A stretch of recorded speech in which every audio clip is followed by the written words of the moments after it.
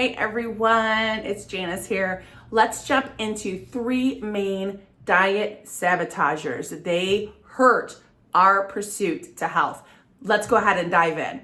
So for those of you who don't know me, I'm Janice and I am on a pursuit to health. I am on fire for this and I gave up sugar, added sugars, and I have just seen a world of difference for the better in my health and all of that. And so I have found through all of my adult life that there were some diet sabotagers that always wrecked my efforts and would make me plateau and just didn't really push me towards the success that I wanted with weight loss, with health, with feeling better, all of that. And I wanted to share them with you. This is testimonial. This has worked for me to focus on these diet sabotagers. Sabotager number 1 is simply this: sugar. Sugar will hurt your diet efforts. I don't care who you are, sugar is toxic to our bodies, and we, especially if you're not we consume way too much of it, okay?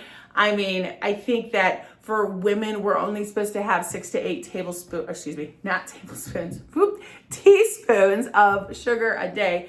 And I think it's like closer to, they want it to be under 6 teaspoons. Guys, that's not a lot. I mean, we consume pounds of it, okay, within a year. It's just so not good for us. And so our body doesn't know how to handle all of that excess sugar. And so we get diseases, we get type 2 diabetes, autoimmune diseases, skin conditions, achy joints, all of that. A lot of that can be basically pointed to too much sugar in our diets. I'm not saying it's the only reason why, but it is a main culprit. So do not let sugar sabotage your diet, okay? So try to, if you can't eliminate it, the added sugars, at least limit it, okay? Limit it. You will be so much better for it. Diet sabotager number 2 is eating too late.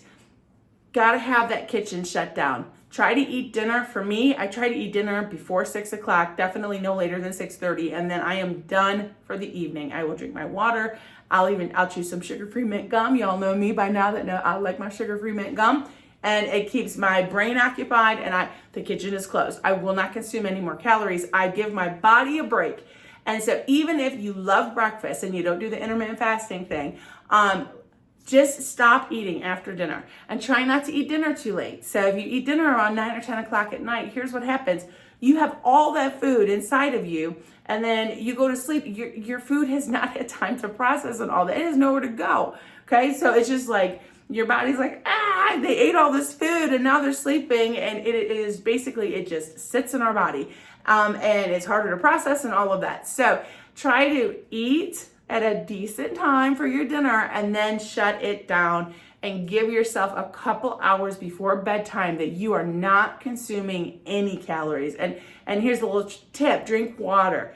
Flush out your system a little bit. Maybe take a digestive enzyme to help you break down the food in your belly. It works wonders. It works wonders for me, and I think it will for you too. At least give it a shot. Of course, check with your medical professional, but give it a shot. So that's diet sabotager number 2, and that is eating too late, okay? And then diet sabotager number 3, and I know we've heard this. It's been the big thing for the last, probably last decade, and that is we consume too many carbohydrates. Now, I am not one of those ones that will tell you that carbohydrates are bad for you or something like that. For some of us, they are okay. They hurt. For me, I struggle with the skin condition, psoriasis, and so it is bad for me to consume a lot of carbs. Now, I am not counting vegetables when I talk about carbs. I'm talking about grains, things that will turn into sugars in your body. And so for me, because I struggle with metabolic disease as well, this is a big no-no for me. And so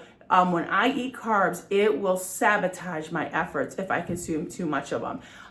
So I don't eat rice, and I don't eat any kind of breads or pastas or things like that. I will have an occasional baked potato, but even that, okay, is considered a carb, and I cannot consume that a lot.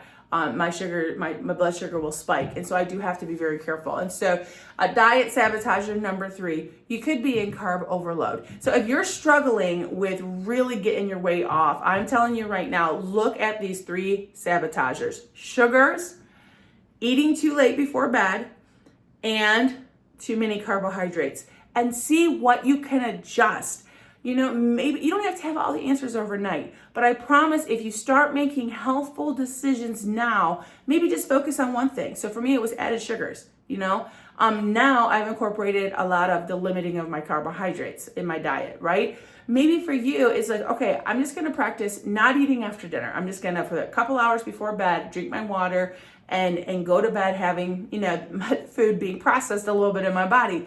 Start where it will work for you, okay? But I'm telling you, these are the 3 main diet sabotagers, at least for me. And so hopefully this hit a nerve with you and you will try to adjust your diet accordingly and not let these little sneaky things get in there and hurt your weight loss and health efforts. All right, everyone, I hope that you enjoyed this content. Like and share, or like and subscribe, and have a blessed day and a blessed week. Take care, everybody.